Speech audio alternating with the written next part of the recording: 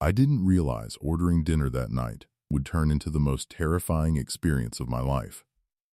It wasn't a dark alley. It wasn't a stranger breaking in. It was someone I invited to my home, and they refused to leave. I live alone in a quiet suburban neighborhood where nothing ever seems to happen. That night, I was tired, hungry, and didn't feel like cooking, so I did what I'd done dozens of times before. I ordered food through a delivery app. Everything looked normal at first. A driver accepted the order. The app showed him picking up my food. But then, something felt off. The app said my food had been picked up, but the car icon didn't move. 5 minutes passed. Then 10. When he finally started driving, I felt relieved, until his car passed my house without stopping. He slowed down, drove to the end of the street, then turned around. That's when the unease set in. The car stopped directly in front of my house. The headlights stayed on. He didn't get out. My phone buzzed. "I'm here." I asked him to leave the food at the door. Instead, he asked me to come outside. I refused. That's when he stepped out of the car, empty-handed. He walked up my driveway slowly. No rush, no food bag. Then came the knock. Heavy, deliberate. When I didn't answer, he knocked again. My phone buzzed. "Open the door." I felt my heart drop. I told him I was calling the police. For a moment, everything went quiet. Then he laughed.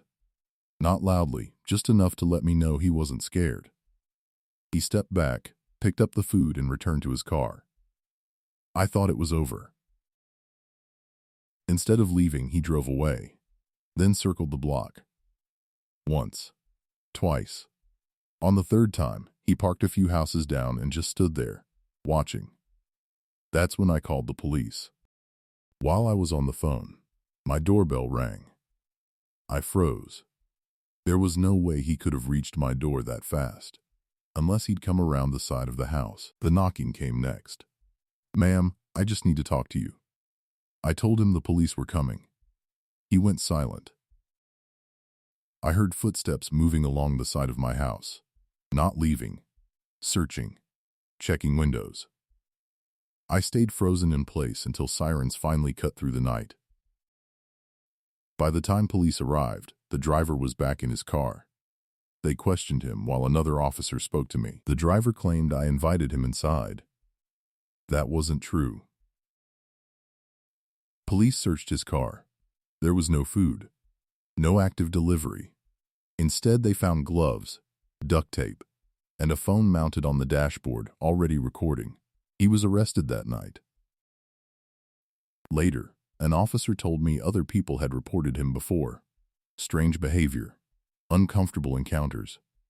But this was the first time they had enough evidence. I didn't sleep for days. I changed my locks, installed cameras, and stopped ordering food at night. Sometimes, the most dangerous moments don't feel dangerous at first. They start as normal decisions, small conveniences, things we do every day without thinking. But all it takes is one person, one wrong choice, and suddenly, your home isn't safe anymore. So if someone ever refuses to leave, trust that feeling, lock the door, and call for help.